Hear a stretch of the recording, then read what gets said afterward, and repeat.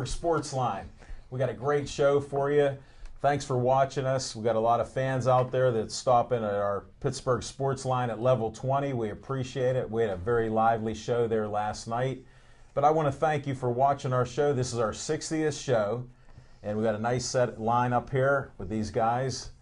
And we got Smoking Jim come back from his car breakdown, and we got Big Mike come down with an illness, and he joined us again. Back from death's door. Right, so we're going to have some great sports talk. You guys know on a Steeler win, we're all pumped up about it.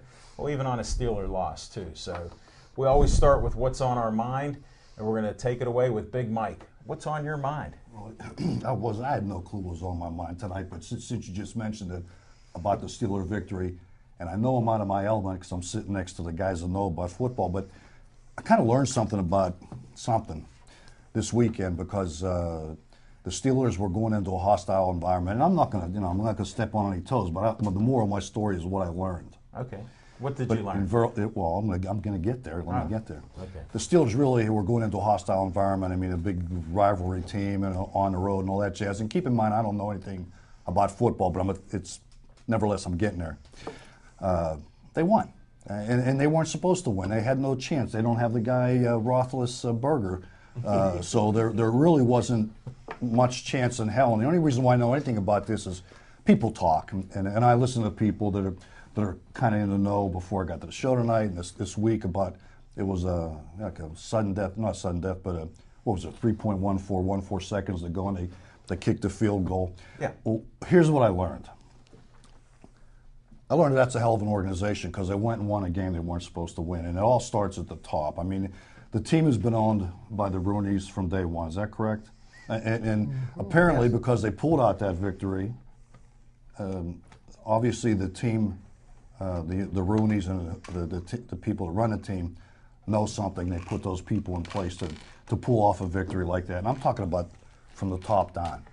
So what I learned is that's a hell of an organization, although I've known that because I used to be a football fan way back in the day. But hats off to the phone that just went off, and hats off to Big Mike, they're watching you. That's one of the fans that call in. There's on the one show. fan that watches. He's in Chicago. It's one of my best friends, Richard A. Karch, and the rest of his family. We'll give a shout out to him. This will be on YouTube by the end of the week. Hey, man, I love you. Know that, and the family and all that jazz. And getting back to where I was going is again, hats off to the Steelers and, well, for the Pirates and their ownership and management.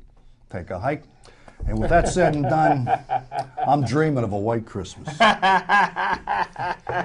Big Mike, welcome back to the show. Thanks for what's on your mind. That was very insightful, bringing the Rooneys up. And the character of the team. I mean, they've owned the team since day one, 1933. Yeah, awesome. Good stuff. And that's very good. All right. What's on your mind, Smoking Jim? Hey, thanks, Talking Machine. What's on my mind is this week we're playing the San Diego Chargers, and most people out there by now know I'm an NFL scout, and I actually have my own publication. I do a draft report that goes out to all the general managers in the National Football League. Well, in 2004, my number one rated quarterback was Big Ben Roethlisberger, which wasn't a popular choice at the time, and I'm with the Steelers in 2004.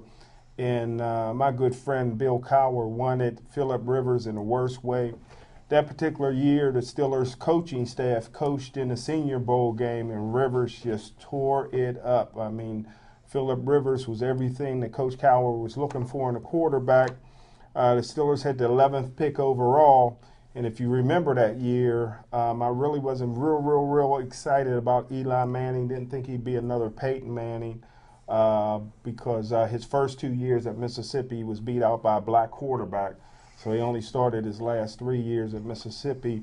And Phillip Rivers was going up the charts. And don't forget, Pitt had a pretty good quarterback, Rod Rutherford, that year. A black quarterback? A black quarterback. And they treated him like a black quarterback by not drafting him.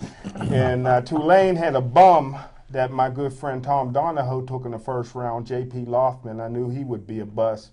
But the white quarterback. A white quarterback. Keep the score. Yeah, the Steelers did everything they could. They did not want to, after Rivers and Eli Manning was off the board, the Steelers really didn't want Big Ben Roethlisberger. If you look back in 2004, mid-major quarterbacks. There weren't too many people excited about it. Ben never beat Byron Leftwich from Marshall, who was a year older in his whole career at Miami of Ohio. Chad Pennington really wasn't eating up the league and was considered a better quarterback when he was coming out than Ben was coming out in 2004. Steelers had pressure from the fans to draft a quarterback because they hadn't drafted one in the first round since Mark Malone, and that didn't turn out real well. But Terry Bradshaw before that in 1970. So it was 1970, 1980. Here was 2004. So they drafted Big Ben with the idea of maybe sitting him for 2 years. And they were still high on touchdown Tommy Maddox, who was turnover Tommy by then, and Charlie Batch. But 2 games into the season, both those guys went down, and the greatest quarterback in the history of the National Football League emerged. Ben went undefeated as a rookie quarterback, and I tell you what, his star is continuing on the rise. So even though my good friend Bill Cowher, who was doing a great job with the draft in 2004, even though he wanted Phillip Rivers in the worst way, he ended up getting a better quarterback, and I think we all can agree on that. I know, I agree. Amen to that.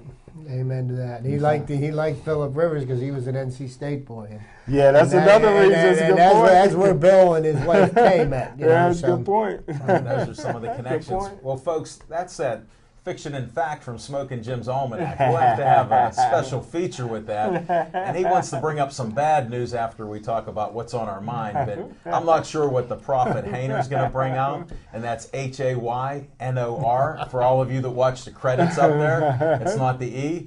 And that's how simple it is there for you. So, Chip, what's on your mind? Well, thanks, Alan. What's on my mind is Pitt football. What a job they are doing this year. I got to tell you, I started setting off the ball rockets. We're going to the BBVA Compass Bowl for the 3rd year in a row. I think we're the only team that's ever going to go to that bowl 3 times in their career. You're going to learn 3 years in a row. And, there's been such a turnstile in head coaches at the University of Pittsburgh. And we thought, well, finally they got a coach that, went through some growing pains this year and then kind of redeemed himself at the end and made Pitt bowl eligible. And now there's a really good chance that he may not even be able to coach the team for the bowl game this year, which would be the 3rd year in a row that an interim coach coached them in the same bowl game. That's got to be a record. But what happened today, much to the surprise of the administrators at the University of Wisconsin, was their coach, Bielema. He took the head coaching job at Arkansas. Arkansas has been fishing around to replace Bobby Petrino ever since his escapades earlier in the season. And Arkansas had, a fairly highly ranked program. But, one of the prime head coaching jobs in college football is now wide open. Wisconsin just won the Big Ten championship for the 3rd year in a row, and they're a major Big Ten university. And Paul Chryst was the offensive coordinator there for 6 years before he came here, and prior to that, he played his college ball, got his college degree from Wisconsin, still lives in the area.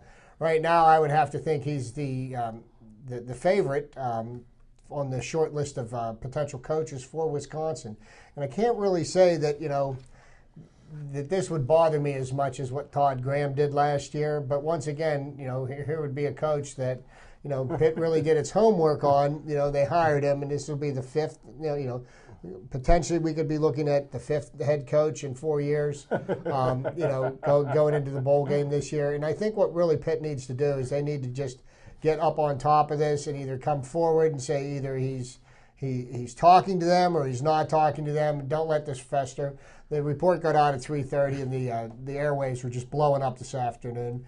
Everybody's running with the ball, and and they probably already have them packed up and moving into the to the mansion up in Madison, Wisconsin. So, what the Pittsburgh fans need to know is what's going to happen, and really, if Paul Chryst does leave. I mean, how much more is it going to take to get rid of Steve Peterson? He's made a complete laughingstock of the university's football program. And I mean, come on, if you're Paul Chryst and you could go to a school in the Big Ten, or you could go and, coach a Pitt team that's who knows what conference it's going to be in next week.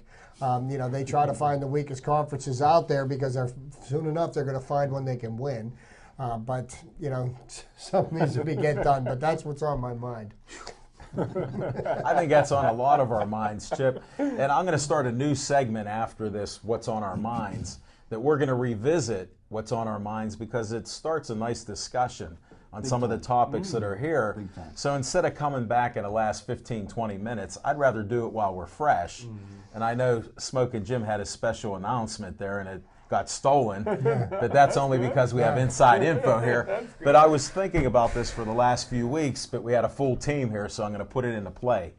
And now, what's on my mind is, first of all, if you can get a shot of this, Matt. I got to promote something here.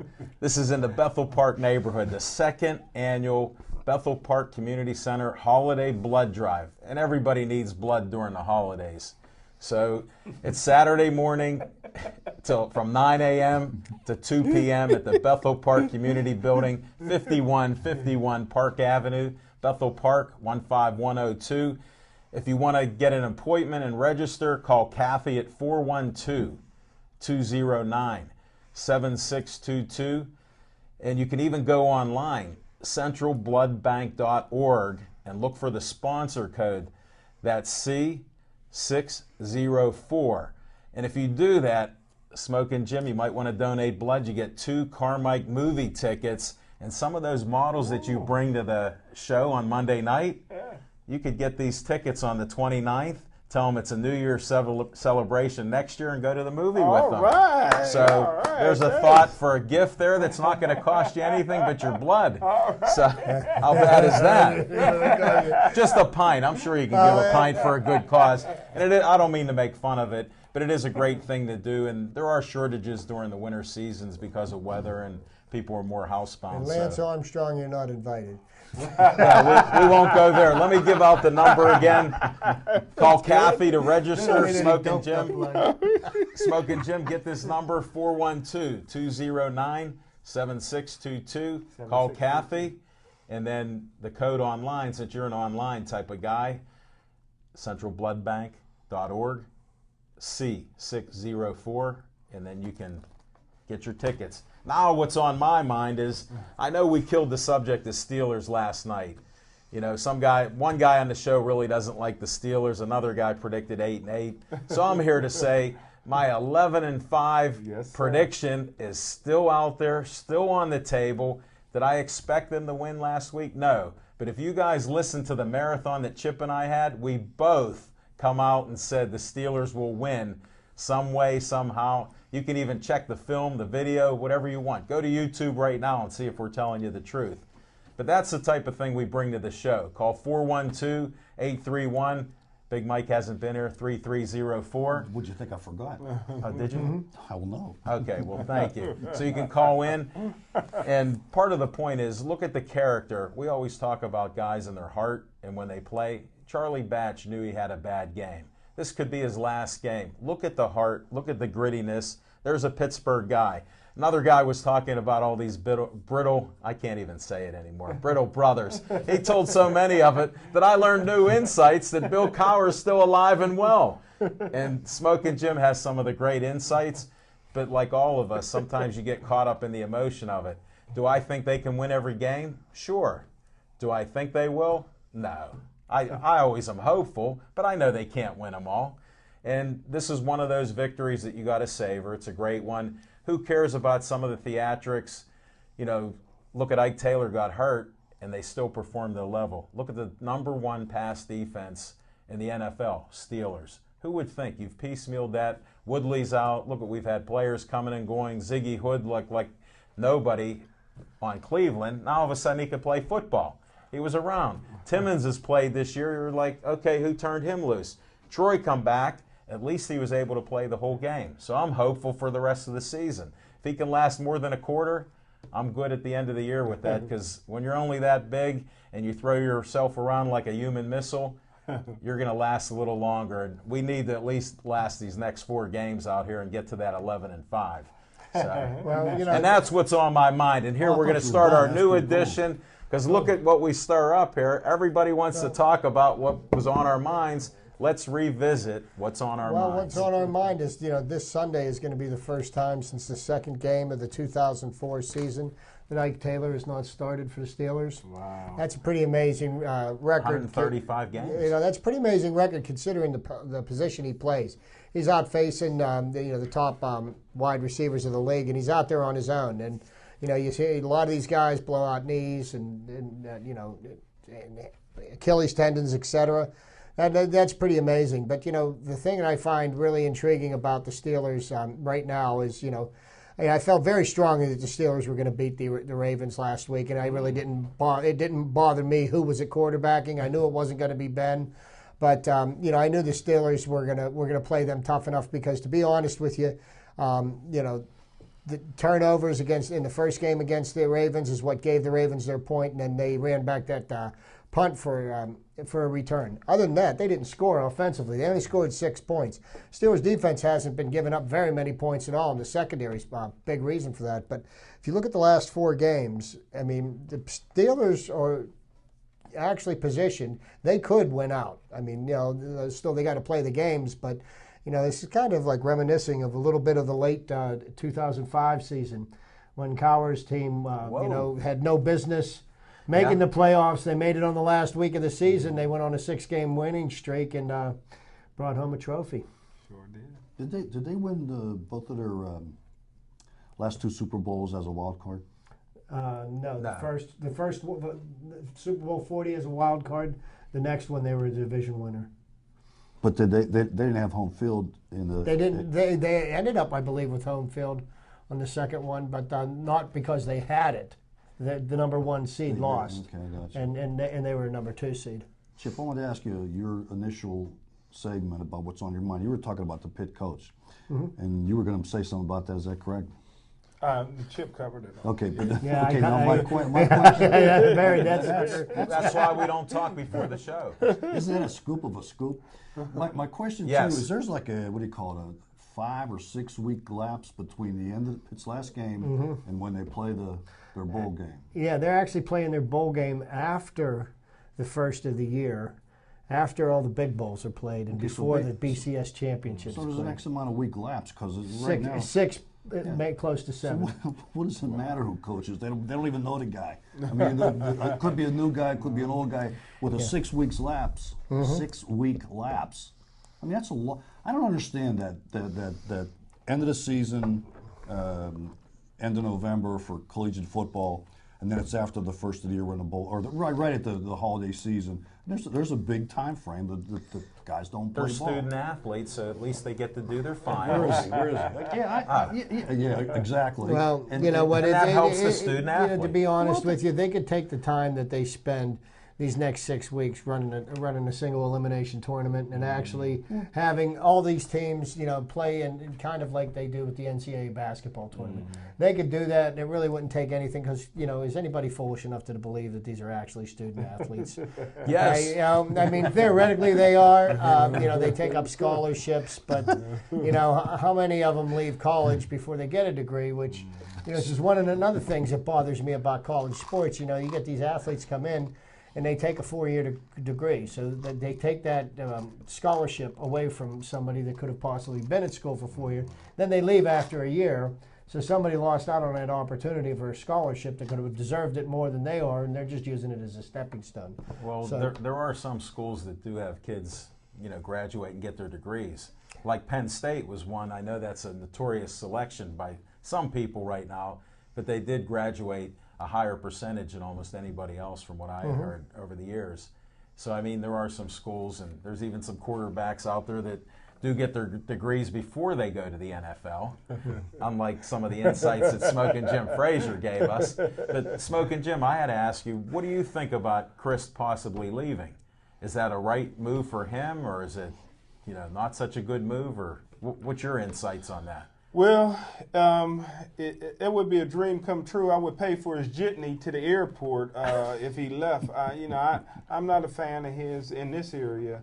With the University of Pittsburgh, you need a colorful head coach. You need a guy with a personality. You need somebody that's going to be able to go into kids' homes and sell them one of the best recruiters on this planet for high school football players is Tom Bradley. Chip mentioned it prior to the show. I think Tom Bradley would be an excellent fit. He's somebody that would be here at the University of Pittsburgh. He should have got the head coaching job at Penn State. He would be here at the University of Pittsburgh until he retired, and nobody out-recruits Tom Bradley. He has a system for recruiting, and it's second to none. And one day I'll tell you guys how he does it. I'd be interested to hear, but Tom Bradley he'd add stability to the program, and he'd add a dynamic recruiter. I mean, I listened to Paul Christ, and, the guy was, cutting his teeth on his first head coaching job this year, made a lot of mistakes.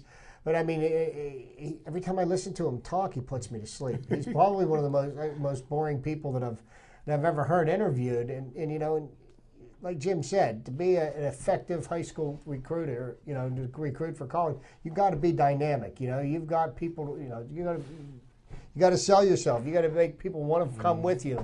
And I just don't see that he has that. But well, I'm going to jump on that bandwagon. I was the guy that was telling you when the season started, he goes, I wish I had 2 more weeks of training camp.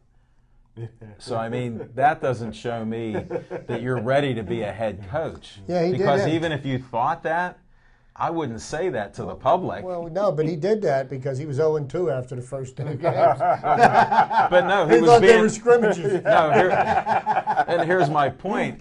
He also knew that they weren't ready to play. Right. Look at Youngstown State. How do you get beat by Youngstown State? I still don't know. And that's why I don't think that he's going to get offered that job at Wisconsin. Well, even though the players are asking for him, from what I heard. Barry Alvarez he worked for Barry Alvarez for a lot of years, and Barry Alvarez is still the athletic director up there. And one thing they say about Paul Christ is he's fiercely loyal.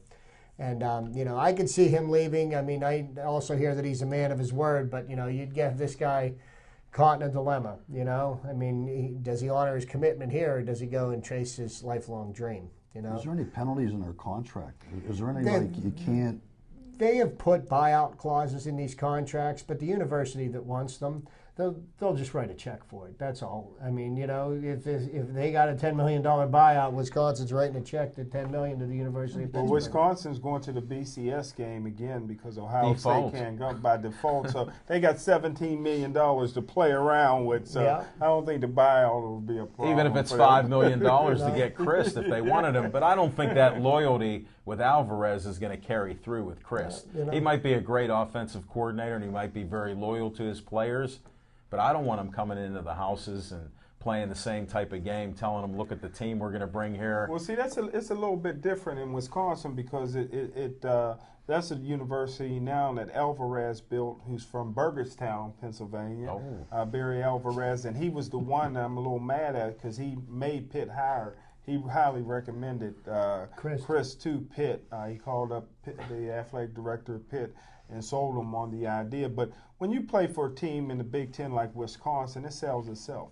If you're a running back, you want to go there. If you want to play strong defense, if you want to get better. Wisconsin is a team that Barry Alvarez built that great program. So you don't really have to be a dynamic person. But if you're coaching at Miami of Ohio, Pitt, Youngstown State, Cal State, you really have to be an exceptional recruiter and a salesman to get people in. But, teams like, used to be Penn State, Ohio State, USC, Florida, Alabama. You think that Did you miss anybody yet? You think UCLA, you think USC? You think Nick Saban's going out on the road anymore? Man, people want to go to Alabama. They want to play for Alabama. They don't want him in the house. Yeah. No. They don't want Saban in the house. You hear how he is and how miserable he is. If he come into my house, I'd be like, hey, you know what? Hey, you're a great coach. Thanks for getting everybody upset. Even the dog's mad here right now. So. And with the Big Ten, even more so with the Big Ten, snatching up Rutgers and who else was it? Maryland. They got into 2 of the bigger TV markets that the Big Ten Network's going to be becoming, which is going to reap them a huger windfall because they're going to have a bigger market share. And you know, and Wisconsin has just been an offensive lineman factory for years. Yes, I mean, Good you're a big strapping young country boy, and I mean, they teach you how to knock people over up there, and they ship them off to the NFL. You'd be surprised at how many those big offensive linemen that come from there. I want to transition to the NFL since we're still in football. Before I do, the last ping on his phone was a partial hockey score. Now, What country? no clue. Did you see Russian? Because I think Malkin just scored. He I got that on my phone here. He had a big game last night. What was I'm cramming for tonight's sports show. Like I'm reading the sports page, right? It was really boring today, but there was a picture of Tomlin, and he had his fingers like this. Did you see it in the Post-Gazette? He had his fingers like this, and the caption underneath said, "Who's the coach of the Ravens?" Harbaugh. John Harbaugh. Yeah, he said Harbaugh wanted to let everybody know that his handshake was sincere. So what was all that? What's his? Because of the last game. Let me tell you something. Our good friend Magic Mike Migliore has always said, "There's nothing worse than a slow day in the newsroom." And it's a reporter with nothing to write about. And I'm telling you what, it's been a waste of. I'll say this about it and nothing else. It's a non-issue. It's nothing worth talking about. So the two guys shook hands at the end of the game. Big deal. It's a big deal if they don't shake hands. You know, who cares? I mean, by the time the game was over, that ball went through the uprights, it clicked off the TV onto the next channel. You know, I'm not looking around to see if these guys hug each other and get all warm and fuzzy. You know. Well, then what happened the previous game, which was only 2 weeks ago, right? Right. Yeah. What happened? Maybe we could snow. I don't know. It was 2 weeks ago. Harbaugh is, here's the point of it. Harbaugh likes to be controversial. He likes to put the other team down when he does well. When he wins, he's not always that gracious. So that was the only little point there, if there is anyone. But here's the other thing. Our man Tom Bradley was interviewed today by a gentleman, and he asked him, he goes, "Hey, Tom, have you ever had a problem with a handshake on the field?" He goes, "Never." And the guy goes, "Well, why is that?" He goes, "When the game's done, that's it. It's just part of sportsmanship. If you want to shake hands, you just shake hands, and maybe under your breath when you're walking away, I'll get that son of a gun the next game." So, I mean, that's a class act when you talk about it. And that seems to be the difference. There's some people that really like the Harbaughs. Well, they do get some winners out there, and they get players motivated. So time will tell with that. I don't know what the answer was to my question, but okay, that's cool. Okay. They don't like each other. Okay. Mike Tom, he seems such like an in control type of guy. Where was that ping from? That's another partial. And speaking about the partial hockey score, you know, Good point. Nice segue. The hockey players and a group of owners are meeting without Donald Fair or Bettman. Okay, without Gary Bettman. And some of the owners that are mixed in with these conversations are the owner of the Philadelphia Flyers, one of the owners of the Boston Bruins, Ron Burkle, majority owner of the Penguins. I believe the other one is the new owner of the Tampa Bay Lightning, who they were very excited to get into the league because he's a very strong marketing background and everything. And they're meeting with some of the top players, Sid Crosby being one of them. And, you know, I'm hoping that this can break the log jam because, you know, they didn't bring Ron Burkle in for nothing. Ron Burkle is a very, very successful businessman. He's a multi-billionaire, and he has a way of making things happen. And, you know, when I came in here and shut off the radio, they were still in closed-door meetings with the players. This was still going on. They'd been in there for 5 hours. So hopefully, you know, they can figure out some way to come to some type of agreement. Maybe we can get hockey started by the 1st of January. I'm very skeptical, though. I mean, I've pretty much written off the season this year, but if they can find some way to save it, they owe it to the NHL to do it. Well, that's part of the problem. Burkle is a businessman, and a lot of the people that work in Pittsburgh have bars, restaurants, taxi services, jitneys. I think if you go right around there, that's the jitney capital of the world in Pittsburgh. I mean, unofficially, of course. We're number one there. Consul Energy Center's there. Because I was born a few streets up there on Pride Street, in case you want to know that. So that happens. But getting serious for a moment here. You're talking about Burkle. He has good relationship with Sid and the players on the team. They highly respect him. The only problem is you have Steve Fear there, you know, the representative Bill Daley, who's really a tough guy when it comes to negotiate. He's like Bettman's enforcer there, like he was in hockey or whatever it was. So cooler heads, I don't think they'll prevail because 50-50 is on the table from both sides, only with a few tweaks like we've talked about. And they're in federal mediation, which is basically going nowhere. Well, they weren't really technically in federal mediation. They had a mediator sit in, but it was non-binding mediation. So it was basically like asking me to sit in on the meetings and mediate. Chip, so what am I going to do? Sit there and drink coffee and say, wait, Chip, wait, that's he's what talking. that's what the federal mediation program is. It's not binding arbitration. That's what the public doesn't realize. There are differences in businesses and unions. They'll do that because they figure that they can facilitate some type of agreement coming about. That's how they do those things. It's worked out over the years. I was involved in one, and I'll tell you, back in '92. Well, I'll tell you right now, it didn't work out that well. So we lost the Pittsburgh Press. Yeah, I was going to say the press is gone and the post. Well, here's why. Yeah, but the background is the Pittsburgh Press was getting out of Scripps Howard owned it. They were getting more into online TV and radio and internet, and they didn't want to be in the newspaper business. They had closed down many of their flagship newspapers. So in Pittsburgh, they figured, we'll just screw around with everybody, because I was in those talks. They kept making one more ridiculous offer. Imagine you have an offer that you start with. Usually that's the worst offer, right? I mean, you guys have negotiated a couple things, even if it's a car. So the worst offer is your first one. Their worst offer was their last one.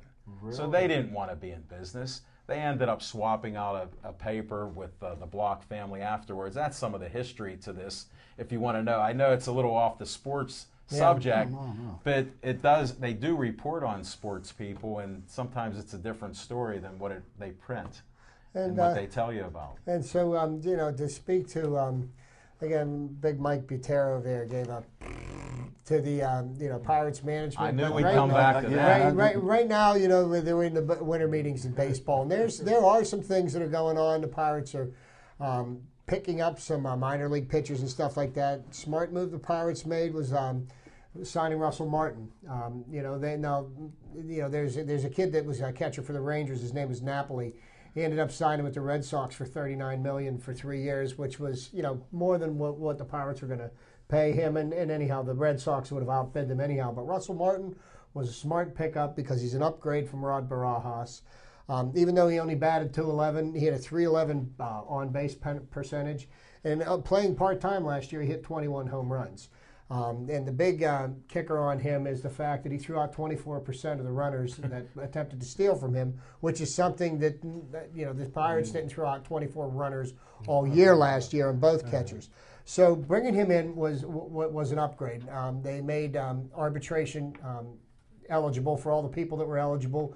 They let Jeff Karstens go. He was a liability. He spent more time on the disabled list. Right. Because, you know, I mean, he was a good, effective pitcher when he pitched. He was constantly on the disabled list, and you couldn't really count on him. And now they're floating around Joel Hanrahan and Garrett Jones as possible trade bait, which, you know, kind of makes sense because they're going into their arbitration eligibility this year, which would mean they would, you know, the arbitrator will either award them, you know, a salary. They're going to make a proposal. Pirates make a proposal. The arbitrator rules. They're going to be free agents at the end of the year. Okay, so you know you're looking at Joel Hanrahan's salary to probably double this year. You know, if he stays with the Pirates, and his value is as high as it can be right now. Now the Pirates do have some holes to fix. You know, he may be somebody that they could use to get a regular right fielder that, you know, that can hit, produce some runs. Garrett Jones right now, his value couldn't be any higher. He had a career year last year, but, you know, the fact is he's 30. He's going to be 31 this year.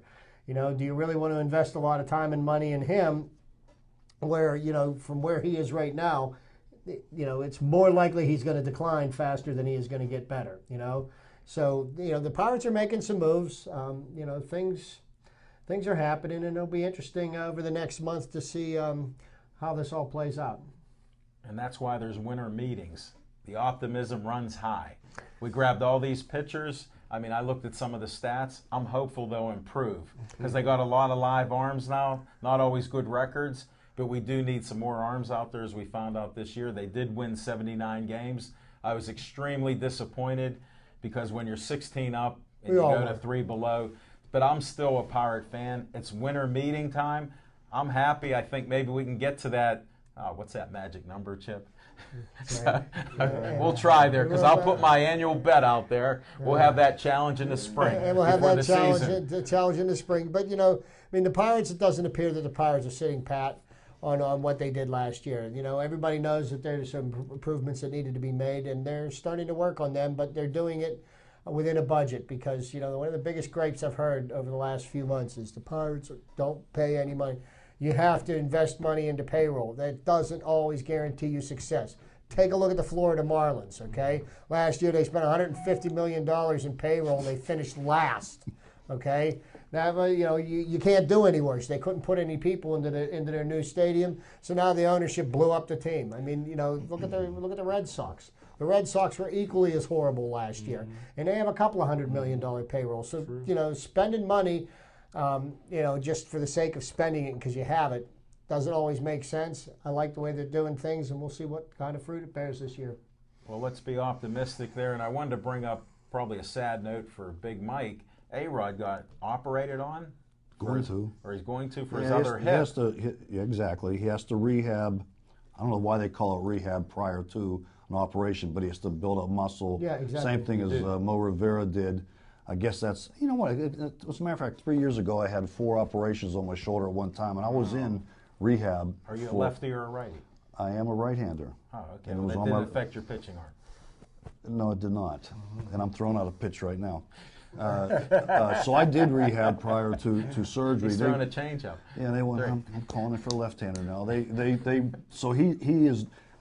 Oftentimes you hear about an athlete. Well, why did he wait until? Well, basically it's because they rehab you prior. I don't understand the. Well, the watching down knees need replaced much younger than they should be. Hip replacements, and because basically what they're doing is your body is built to carry a certain amount of weight.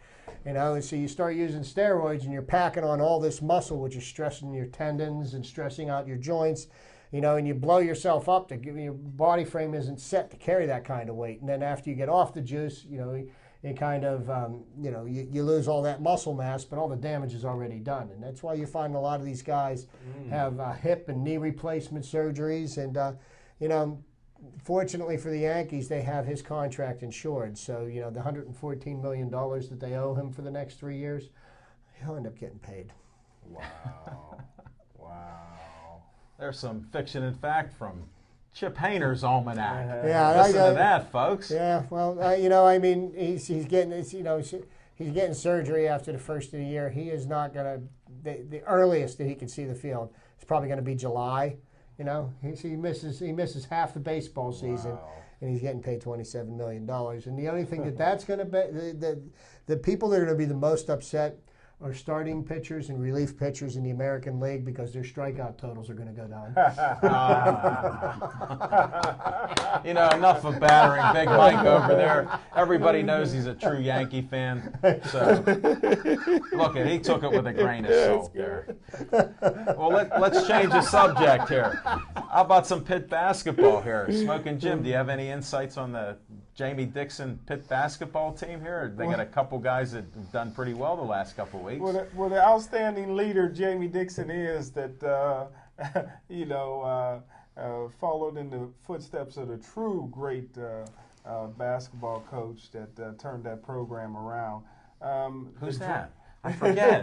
That's so long ago, and he's a little bit in trouble out there in California right now. I forget his name. But I tell you what, they had a drunken kid, had a DUI, fell asleep at a light.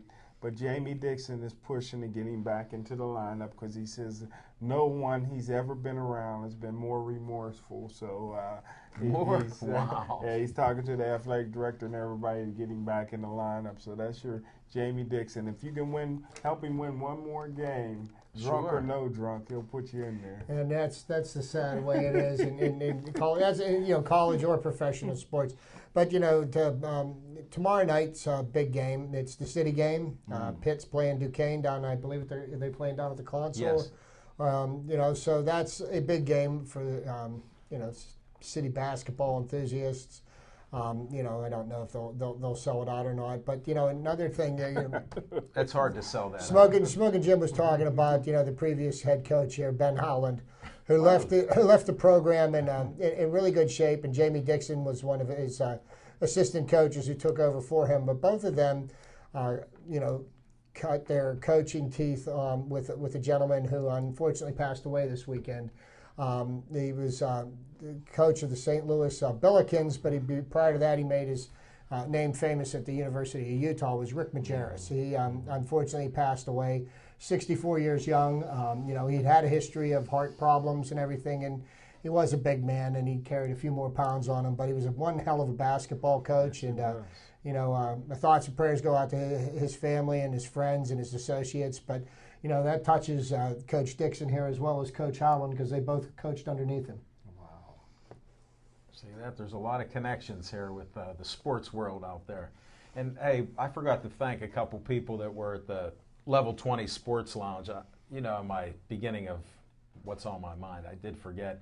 Chief, thanks for that pumpkin cheesecake. It was delicious. I didn't have any fries because Smoking Jim brought one of his prettiest models there. India was there. And he's actually, I want to announce this to the public in case they don't see the other show, that he's in the process of writing a book about her story.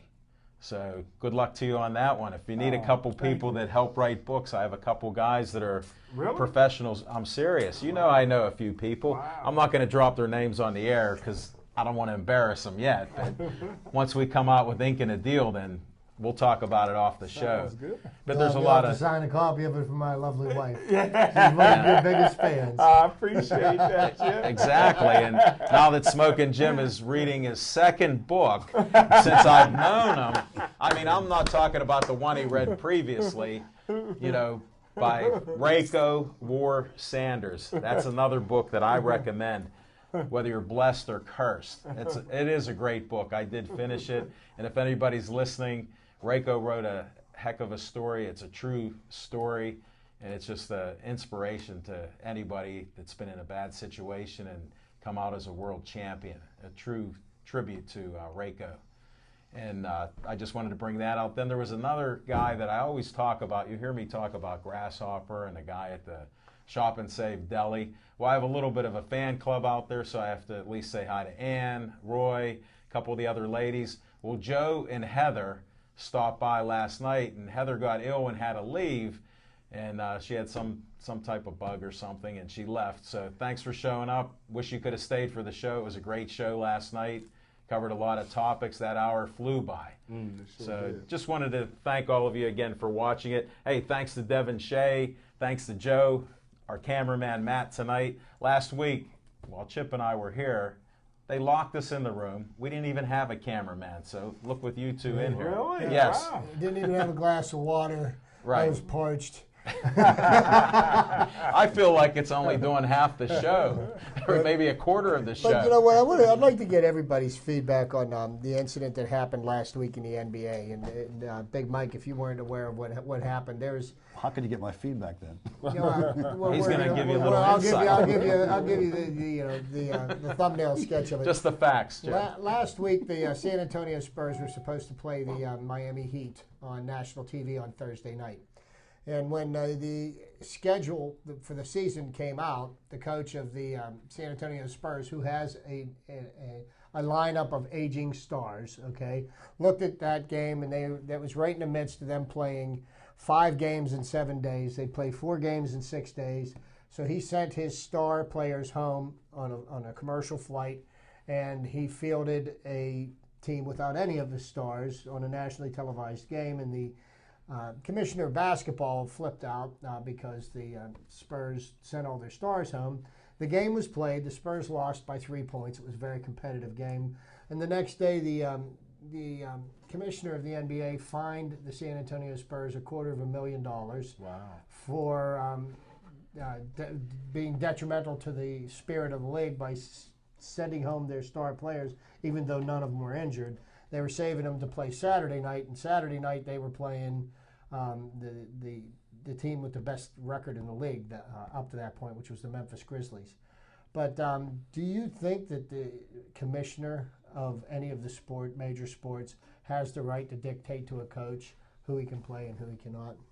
Well, here's my point to let Big Mike think about it for a second, because we talked about it briefly last night. We're all going to do it, but I figured I'd give Big Mike a longer time to think about that. He can ponder that a little bit he's a very insightful man, deep thinker.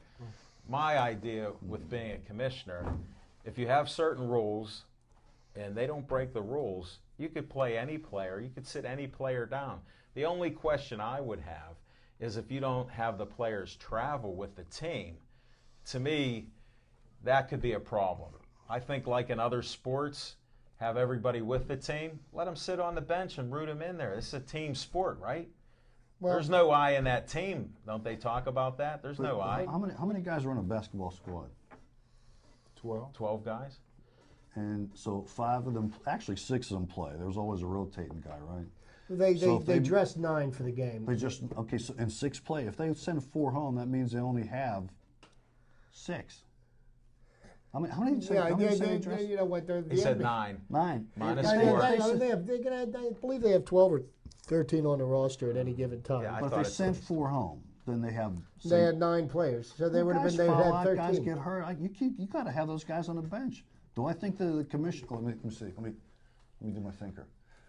I definitely think that there should have been some sort of like you can't set it. You have to set a precedent, and the precedent you don't want to set is letting that happen. But do you make up rules as things go on? I mean, this what they did was there's no rules that says you can't do that. Well, then how the commissioner find them? That's the point. That's what the point is. You can't just say. But that's what my point is. You see, you know, all of this starts, and I believe that the Lord Goodell, that's 2 O's, not 1, Roger. He does whatever he wants to do as far as disciplining teams, players, coaches, head linesmen, cheerleaders, whatever he wants to do, he can find somebody for. It makes no sense, no rhyme, no reason. And it makes up rules as he goes. You know, when they started finding James Harrison, nobody knew that was on the horizon. He didn't find out until he got a pink slip in his paycheck that said you've been docked $30,000, $40,000, $50,000. So, you know, my point is, you know, okay, if this was not what you intended to do, then you set out a league-wide memorandum and say, look, an incident happened last night. This will no longer be tolerated, and if you do something like this, there will be repercussions. Yeah, I could see you doing that, but I mean, just to say I'm mad, and while you're upset with something, you make a ruling on it instead of thinking it through. Right. You know, he was a knee-jerk reaction. Chip, I'm going to vote. He shouldn't have been able to do that. However, somebody threw out the precedent word earlier. Correct me if I'm wrong. I always allow myself to be corrected. The first commissioner of any sport was baseball, and that started because of the 1919 Black Sox. Kennesaw Mountain Landis. You're bringing up one of my favorite players who got banned. Yeah, me too. Except I didn't know how that was my the favorite player. But a year after, they played for 2 more years. Those Black Sox. They didn't get banned by the commissioner because they were all. I can't remember if the case was thrown out. Something like that. Whatever happened, but the commissioner whom they gave that job to, and they said you basically have unlimited powers, he whacked those guys. There was no precedent. Well, they wanted him to do that. He was actually a judge. Yeah, but he gave up his judgeship. Yeah, he gave the judgeship up. To become a mountain of... Because he could become a dictator. Exactly. So if you study any history on that, I do. It was unfair with what they did. It was, but look, that's what the commissioner's job... It's not what it's unfair, but that's what the commissioner's job is to do. I'm not saying it's right or wrong, but they like Goodell... Dictate. Yeah, sure. So... How about Jim? What are your thoughts about that? He doesn't care about mine. I wasn't done. Go ahead. Are you for it or against it? What he did? Yes. I'd have to look it up. Can we get a yes or no? Am I for or against him finding the team for sending their players home? I'm ambivalent. Okay, you're abstaining. I'm abstaining. Yeah. Okay. That went over my head. Big words. But, I think that any coach should be able to coach his team the way he sees fit. Nobody knows that the coaches know their players better than anybody else. That's why they're the coach. Only thing that I would feel strongly for the commissioner to have come down strong on, I think all teams in the National Football League does a good job here. All teams need to be in the city that they're playing 24 hours in advance, just in case there's some kind of problems with the flight, in case there's some kind of weather problems, a hurricane. Other than that, you can't. I don't believe that it is in your job description to find somebody how they want to run their basketball team, because the goal is to win a championship. And the best way for San Antonio to win a championship is for those guys to be fresh down the stretch and not wear them out early in the season. And that was Popovich's whole logic. And I got to tell you that I do agree with that. And I think one of the things that maybe David Stern took exception to, and hockey and the NBA are fairly similar. One's an 80-game season, one's an 82-game season.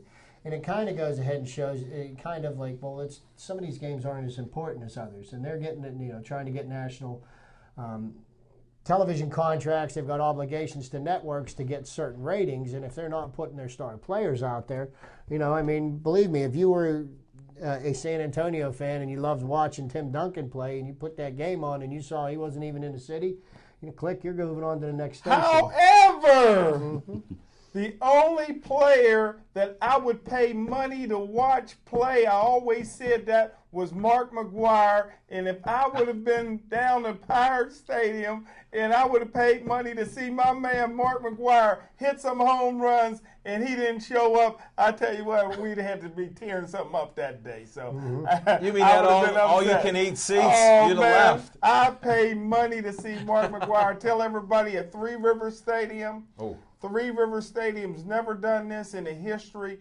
They cut in on the Pittsburgh Steelers game when Mark McGwire hit his 69th and 70th home run. It was unbelievable. The fans went crazy. I always said that's the only player that I would pay money to go see play baseball or any other sport was Mark McGwire. My favorite baseball player. And you know what? That dovetails right out into our next topic. He saved the game. Yeah, he did. And Sammy Sosa, the steroid boys. But and that caused Barry to take drugs. Speaking of the steroid boys, we've got this year for the first time quite a number of the major players in the steroid scandal that affected baseball. They're now eligible for the Hall of Fame. You've got Barry Bonds, you've got Sammy Sosa, you've got Roger Clemens, you've got Mike Piazza. You've got, Rafael Palmeiro. Rafael Palmeiro is probably one of only about 5 baseball players that have gotten 3,000 base hits and 500 home runs in their career. And he'll never be elected to the Hall of Fame because he tested positive for steroids. And pretty much by January the 9th, they're going to announce who's made the Baseball Hall of Fame. And you need 75% of the vote. And I made this prediction last night on Pittsburgh Sportsline at Level 20, and I'll make this prediction again here tonight.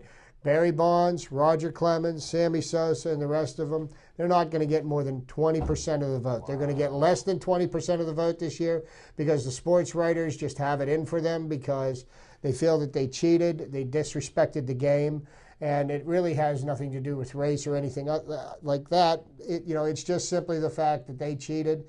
They got caught cheating, and it goes just against the, what do they call that? What the intent of the game was meant to be. Integrity. Integrity. Thank you. I stand corrected. Well, wait, Clemens wasn't. I don't even think Bonds was. Bonds admitted that he took steroids. He didn't know what he was taking. That's what he admitted in court. It was clear, so he couldn't see. Yeah, but Alco gave it to him by he thought it was acne cream to cover up the boils on his back from his steroid abuse. And he didn't know his head was getting so big. He wasn't Piazza, Barnes, Piazza Clemens. wasn't taking it. That's my man. In case anybody wants to know. Yeah, he was tied up in Jeff it. But Bagwell, you know what? but he's been kept out too. But you know what? And I tell you right now, I don't think that any of them should ever get into the Hall of Fame. And that's just my opinion. I'm sure other people I have disagree. other points of view. Here's why I disagree. Go ahead, tell us. It's only illegal in the country at the time to get prescription steroids. I mentioned it last night on our show. Again, if you don't miss that, try to watch both shows, folks. I mean, there's great insights everywhere. But think about it.